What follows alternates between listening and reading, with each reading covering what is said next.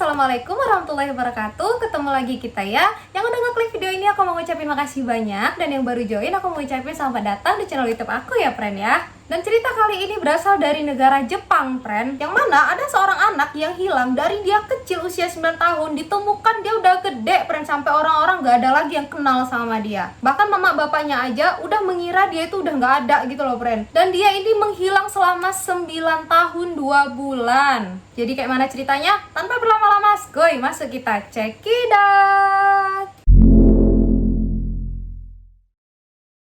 Jadi nama anak ini adalah Fusako Sano, friend. Dia duduk di kelas 4 SD dan berusia 9 tahun. Fusako lahir di tahun 1981 di kota Sanjo di prefektur Niigata, friend, yang terletak di bagian utara Tokyo di Jepang. Dan Fusako ini adalah anak yang sangat menggemari olahraga baseball. Nah, pada saat itu tanggal 13 November 1990, Fusako ini baru pulang nonton pertandingan baseball, friend. Jadi sepulang sekolah dia nggak langsung pulang, dia nonton baseball dulu. Nah, kebiasaan Fusako ini, dia berangkat sekolah maupun pulang sekolah jalan kaki, friend. Karena memang kan orang Jepang tuh rata-rata jalan kaki kan, ataupun paling ya bersepeda lah, atau mentok-mentok pakai kendaraan umum lah ya. Nah, di saat Fusako ini jalan ke rumahnya, tiba-tiba ada mobil yang berhenti di depan dia, friend. Terus tiba-tiba ada laki-laki yang turun dari mobil itu, disekapnya si Fusako ini, dibawanya ke mobil, pergi dia. Dan saat itulah Fusako Sano menghilang kayak ditelan bumi. Nah, ibunya Fusako pun yang lagi di rumah itu mulai khawatir, friend, karena anaknya ini nggak balik-balik. Tumben Fusako nih kayak gini gitu. Ditungguin juga sama ibunya, enggak juga nongol-nongol, anaknya ditungguin lagi, enggak juga nongol-nongol. Akhirnya karena ibunya ini kayak ngerasa udah nggak bener kan, mulailah keluarganya ini tuh nyari di mana Fusako ini. Dicari kemana-mana nggak ketemu, friend. Semua teman-teman Fusako itu ditanyain sama keluarganya Fusako ini, ada lihat Fusako nggak, nak? Tadi pulang tuh dia kemana gitu. Dan rata-rata mereka menjawab kalau Fusako itu terlihat terakhir kali itu ya di acara pertandingan baseball tadi, friend, yang di sekolah. Lebihnya ya mereka nggak tahu. Mereka cuma bilang, iya bu, tadi ada nonton pertandingan di sini, terus dia pulang gitu. Ya itu kan memang terakhir kali dia terlihat. Karena ngerasa udah mulai nggak betul, ditanyain kawannya pun nggak ada yang tahu. Keluarga pun ngelapor ke polisi, friend, tentang hilangnya Fusako ini. Dan pada saat itu polisi juga langsung melakukan pencarian, friend. Tapi polisi juga kayak udah kesana kemari gitu, tetep nggak nemuin di mana Fusako ini. Polisi juga kayak udah menyirsir semua wilayah gitu, tetap nggak ada yang lihat Fusako ini di mana. Bahkan petunjuk pun nggak ada ditemuin sama polisi, friend. Nah, di sini polisi itu udah menerka-nerka, friend, kayaknya Fusako ini tuh diculik oleh pihak intelijen Korea Utara. Karena pada saat itu emang kemarau kali. Jadi kayak bukan hal baru gitu loh penculikan ini. Dari tahun 1977 sampai tahun 1983 ada sekitar 17 orang warga Jepang, friend, yang dicuri sama pihak intelijen Korea Utara ini. Yang terdiri dari 8 pria dan 9 wanita. Dan usia mereka juga beda-beda gitu. Ada yang masih remaja, ada yang udah dewasa. Dan yang diculik ini juga nanti dapat tugas bermacam-macam. Ada yang dipaksa belajar budaya sama bahasa Jepang di sekolah spionase Korea Utara. Dan ada juga yang dididik untuk menjadi mata-mata Korea Utara di Jepang. Pokoknya memang kasus penculikan itu lagi kemarau kali lah, friend. Waktu demi waktu pun terus berlalu, friend. Tahun demi tahun juga berlalu, tapi kabar Fusako ini juga nggak kunjung didengar. Sampai akhirnya pihak keluarga dari Fusako pun kayak udah frustasi gitu, udah putus asa. Dan mereka juga udah mengikhlaskan Fusako ini loh, kayak udahlah gitu. Dan mereka juga menganggap Fusako ini udah gak ada gitu, friend. Terus geraknya polisi kayak mana? Polisi pun buntu, friend. Gak tahu lagi mereka nyari kemana. Udah kemana-mana mereka cari tahu, gak ada nemu hasilnya. Petunjuk pun tak ada. Pokoknya di sini polisi cuma punya asumsi kalau Fusako Sano ini udah diculik sama intelijen Korea Utara. Selebihnya nggak ada lagi. Tapi ya walaupun mereka punya pemikiran kayak gitu, mereka juga nggak ada bukti apa-apa gitu loh, friend. Jadi kayak mau nuntut juga apa yang mau dituntut, nggak ada bukti. Ya mereka akhirnya nggak bisa apa-apa lah, diem aja udah. Sampai pada bulan Januari 1996, tiba-tiba ada nih ibu-ibu tua usianya sekitar 73 tahun ngedatengin puskesmas, friend. Si ibu ini melaporkan tentang kondisi mental anaknya yang semakin memburuk. Kayak anaknya ini makin suka ngamuk-ngamuk gitu loh. Nah, itu laporan pertama, friend, yang masuk ke puskesmas pada bulan Januari 1996 itu. Nah, lalu pada tanggal 12 Januari tahun 2000, si ibu ini kembali, friend, melaporkan tentang kondisi mental anaknya ini. Berarti udah 4 tahun ya berlalu. Awalnya kan Januari tahun 1996. Nah, waktu pelaporan itu pada tanggal 12 Januari tahun 2000. Mungkin anaknya ini kayak udah nggak bisa dikondisiin lagi sama dia gitu loh, makin parah gitu kan. Akhirnya dia melapor lagi ke puskesmas. Dan ibu ini juga minta nih ke petugas puskesmasnya ini tuh datang ke rumahnya, ngecek langsung nih kondisi anaknya kayak mana gitu. Dah, karena puskesmas pun kembali mendapatkan laporan kan, dan sekarang diminta untuk datang langsung ngecek keadaan anaknya, ya pergilah nih orang puskesmas ini ke rumah si ibu ini. Nah, setibanya petugas ini ke rumah ibunya, otomatis kan dicek semua tuh ya. Habis itu petugas ini naik ke lantai 2. Terus dilihat kan ada kamar di situ, masuklah petugasnya kan. Dan begitu petugasnya masuk nih ke kamar itu, ditengoknya ada perempuan di situ, tapi rambutnya udah tak kayak mana, terus wajahnya juga udah acak-acak kan, badannya juga udah kurus sekali. Nah, kita diam gitu loh kayak orang bodoh di dalam kamar itu. Ya ditanya kan sama petugasnya, "Loh Bu, ini siapa?" Ibunya pun terkejut, "Lah ini siapa?" gitu. Ya bingung lah petugasnya, kok bisa-bisanya ibunya nggak tahu ada anak di sini kan? Akhirnya pihak petugas pun melaporkan kejadian ini ke polisi, Dan pas ditanya, nama anak itu adalah Fusako Sano yang pada saat itu udah berusia 19 tahun. Yang mana dia ini adalah anak yang udah hilang selama 9 tahun, dan ditemukan di tahun 2000.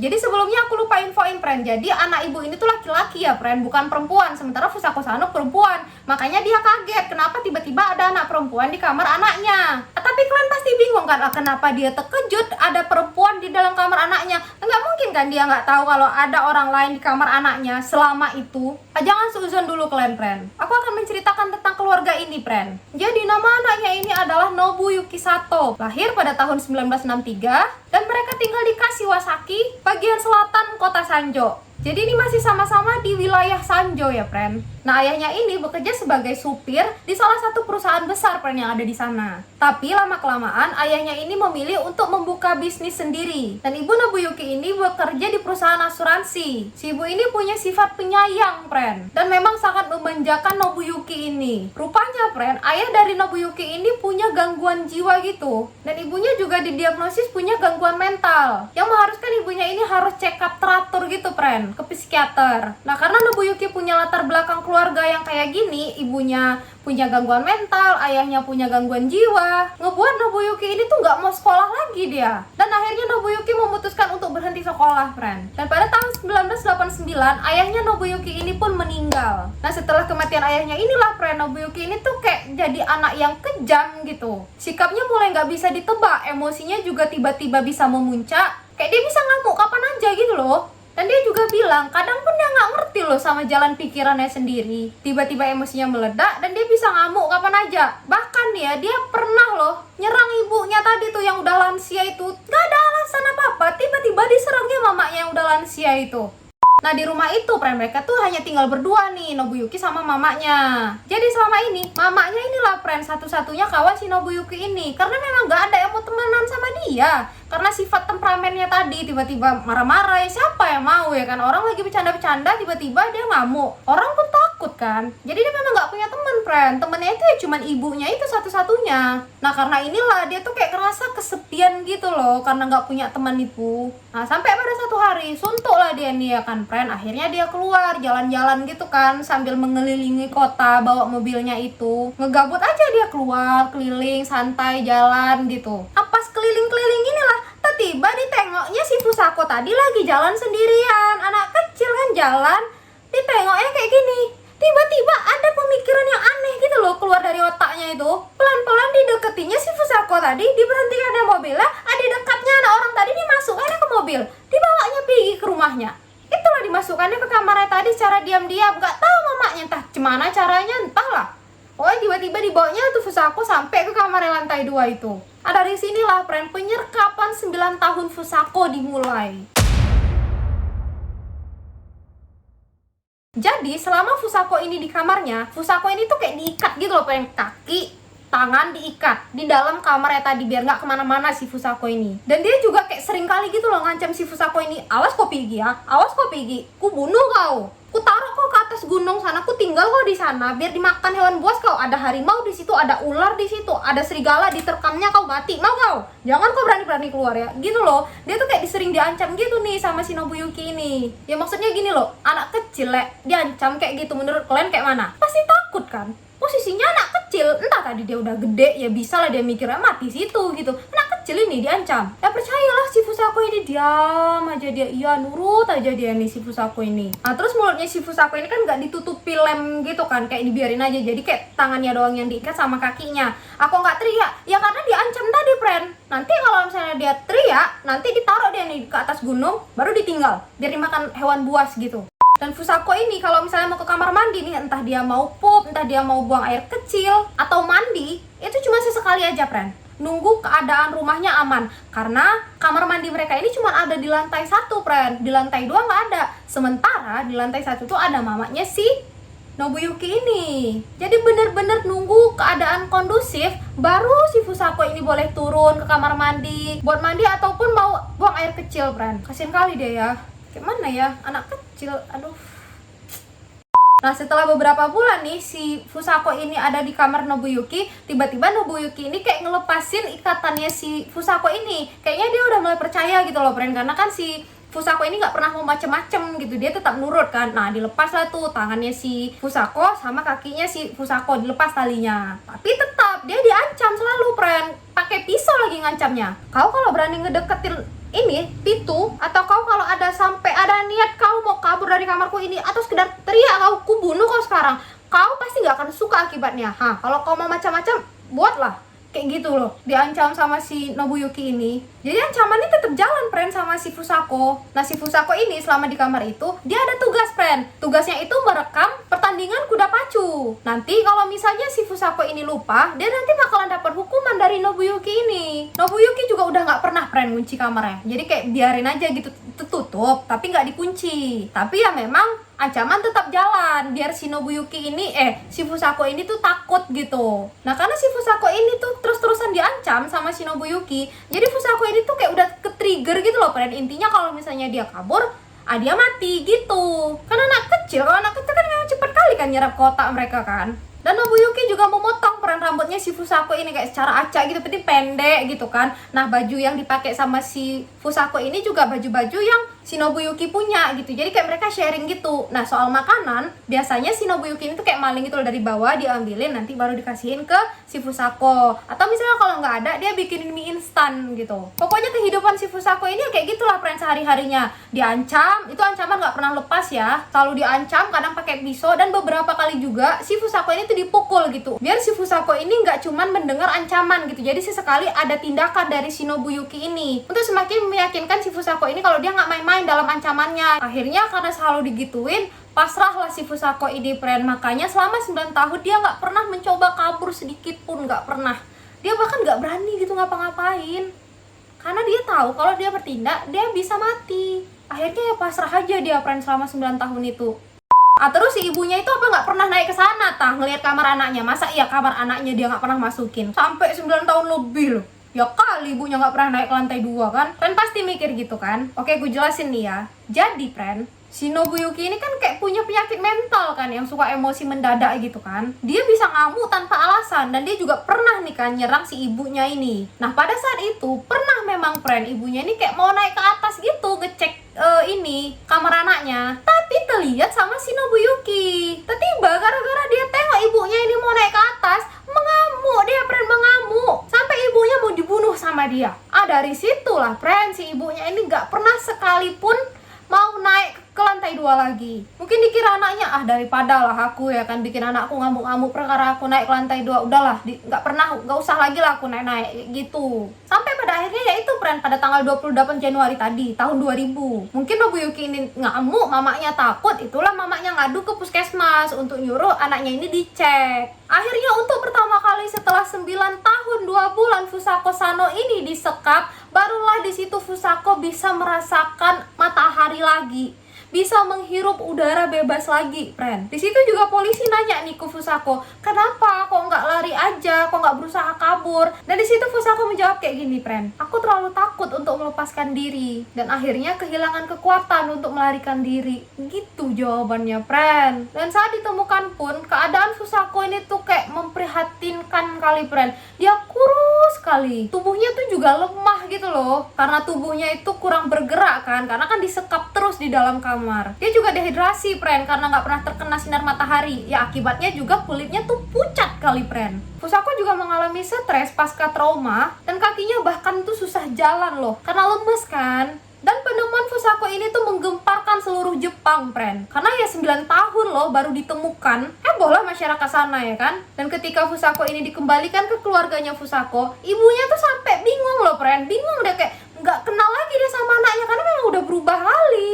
Dan setelah dibebaskan, kondisi kesehatannya Fusako ini tuh berangsur baik, friend. Dia mulai membantu keluarganya untuk bekerja di sawah. Fusako juga mempelajari fotografi dan suka memotret bunga-bunga, friend. Dan dia juga udah mendapatkan si mobil loh. Karena dia udah pernah disekap nih, friend, selama 9 tahun 2 bulan. Jadi kayak ada efek gitu loh, efek buruk ke mentalnya dia. Jadi dia ini kayak nggak bisa berinteraksi sama orang. Fusako ini juga kayak mengalami kesusahan gitu, friend, dalam bergaul. Pokoknya temennya Fusako ini tuh dikit kali, friend, karena memang dia nggak bisa bergaul kan. Jadi kayak bisa dihitung jari aja nih berapa temennya. Dia juga lebih suka berjalan sendirian. Dan sifatnya ini tuh cenderung kayak anak kecil, walaupun dia udah gede tapi kayak tingkahnya itu ada, friend, masih kayak anak kecilnya. Dan mengenai Nobuyuki akhirnya dimasukkan ke rumah sakit jiwa. Lalu pada tanggal 11 Januari tahun 2000, Nobuyuki dibawa, friend, ke pengadilan. Sidang dimulai pada tanggal 23 Mei tahun 2000. Dan jaksa penuntut mengajukan semua kejahatan yang pernah dilakukan sama si Nobuyuki ini, friend. Sampai kejahatan-kejahatan terkecil nih yang pernah dilakuin sama si Nobuyuki diajukan juga sama si jaksa. Dengan tujuan biar si Nobuyuki ini tuh mendapatkan hukuman yang berat, friend. Rupanya penculikan di Jepang itu hukumannya tuh ringan. Makanya jaksa pun kayak ngumpulin semua kesalahan-kesalahan dia gitu untuk diajukan ke pengadilan agar si Nobuyuki ini tuh kayak ngedapatkan hukuman yang berat gitu. Dan di sini tim pembelanya Nobuyuki mengatakan kalau si Nobuyuki ini melakukan kayak gitu, kayak penculikan terhadap si Fusako Sano tadi karena gangguan jiwanya dia, friend. Tapi pada tanggal 6 September 2021, psikiater yang memeriksa si Nobuyuki ini mengatakan kalau si Nobuyuki ini bisa diadili secara mental. Dan pada tanggal 22 Januari tahun 2002,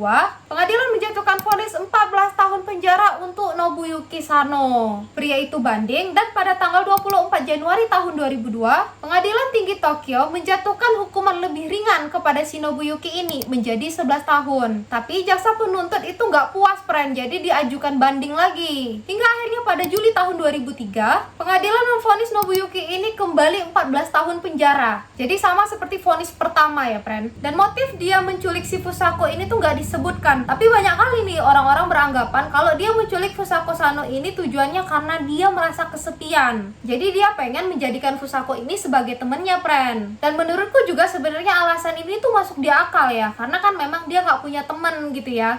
Sekali dua kali pasti dia merasa kesepian lah, friend. Jadi pas ditengoknya si Fusako tadi lagi jalan sendirian, kayak mungkin dia tiba-tiba, oh bisa nih anak ini kujadikan kawan, kayak gitu. Hanya diculik sama dia, dibawa ke kamarnya. Karena memang logikanya si Fusako ini tuh nggak pernah dilecehkan, jadi kayak cuman diancam-ancam aja gitu. Dan memang ada kekerasan ya, kekerasan fisik ya. Tapi menurut aku kayak dia ngancam-ngancam itu biar si Fusako ini nggak kemana-mana, biar takut sama dia. Dan kekerasan fisik itu yang dia lakuin pun biar makin meyakinkan Fusako ini gitu. Kayak dia tuh bener-bener nih sama omongannya kalau dia lagi ngancam. Menurut aku ya. Tapi menurut kalian kayak mana, friend? Kalian sependapat sama aku atau kalian punya asumsi lain?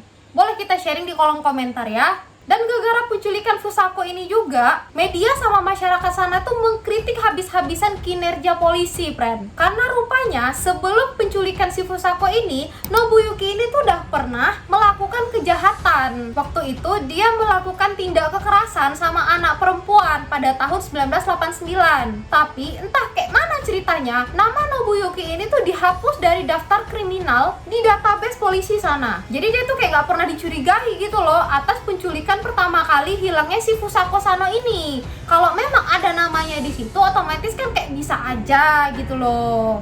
Dan kritikan keras juga ditujukan kepada Koji Kobayashi, kepala polisi prefektur Niigata, friend. Karena pada saat Fusako ditemukan, Bapak Koji ini selaku kepala nggak hadir, friend. Nggak ngeliat langsung situasinya. Dia malah asik bermain mahjong dengan kepala biro polisi regional. Dan karena kinerja mereka yang minus ini, akhirnya mereka pun mengundurkan diri, friend, pada bulan Februari tahun 2000. Ya karena mungkin udah dikritik abis-abisan juga ya sama rakyat. Tapi rupanya penderitaan Fusako Sano nggak sampai situ aja, friend. Karena pada tahun 2007, Fusako Sano ini kembali mendapatkan tragedi yang sangat-sangat mengerikan. Yang mana pada tahun itu, ayah Fusako ini tenggelam, friend, di kolam hingga tewas. Jadi pada kejadian itu, Fusako tuh lagi di situ, friend. Ditengoknya ayahnya itu tenggelam. Ya Allah, kayak mana lah traumanya dia itu ya. Aduh, kasihan kali. Kayaknya traumanya yang lalu aja tuh belum kelar gitu loh, belum sembuh sepenuhnya, ditambah lagi sama kejadian ini. Aduh, entahlah. Yolah, sama-sama kita doakan semoga hidupnya Fusako ini semakin membaik ya, friend. Bisa hidup secara normal lagi dan bisa bersosialisasi lagi, amin. Dan lagi-lagi aku doakan semoga kita selalu didekatkan dengan orang-orang yang baik ya, friend. Dan tentunya kita harus jadi baik dulu. Dah, friend, segitu aja ya cerita kita kali ini. Semoga kalian suka. Kalau ada salah-salah dalam informasi, aku mohon maaf. Kalau gitu aku pamit dan sampai jumpa di video selanjutnya. Bye-bye. Assalamualaikum warahmatullahi wabarakatuh.